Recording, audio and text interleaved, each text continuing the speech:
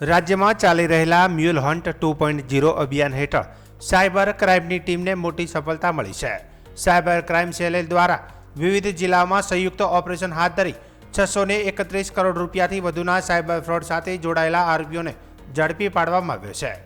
Cyber ક્રાઇમના SP Rajdeepsinh ઝાલાએ માહિતી આપતા જણાવ્યું હતું કે અમદાવાદ, સુરત, ગાંધીનગર, ભરૂચ અને રાજકોટ સહિતના વિસ્તારોમાંથી અલગ અલગ ગેંગ સાથે સંકળાયેલા કુલ 13 આરોપીઓની ધરપકડ કરવામાં આવી છે।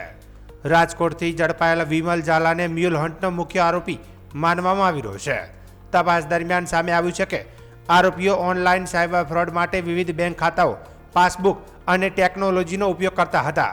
અમદાવાદ અને સુરતમાંથી ઝડપાયેલી ગેંગ પાસેથી અનેક બેંકોની પાસબુક, એટીએમ કાર્ડ સહિતના પુરાવા પણ કબજે કરવામાં આવ્યા છે।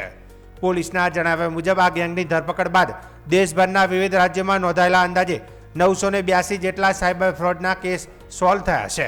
આ સમગ્ર ઓપરેશન સાયબર એક્સેલન્ટ ટીમ દ્વારા હાથ ધરવામાં આવ્યું હતું।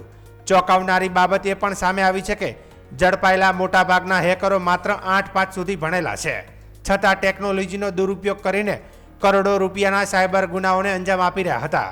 પોલીસે હવે આ ગેંગના નેટવર્ક અને અન્ય સંડોવાયેલા લોકો સુધી પહોંચવા વધુ તપાસ હાથ ધરી છે। મ્યુલ હન્ટ 2.0 આપવામાં આવેલું છે તે અંતર્ગત 4 અલગ ગુનાઓ દાખલ કરવામાં આવેલા છે। આ 4 ગુનાઓમાં અમદાવાદ, સુરત, વડોદરા, ભરૂચ અને રાજકોટ ખાતેથી અલગ 13 આરોપીઓને પકડી પાડવામાં સફળતા મળેલી છે।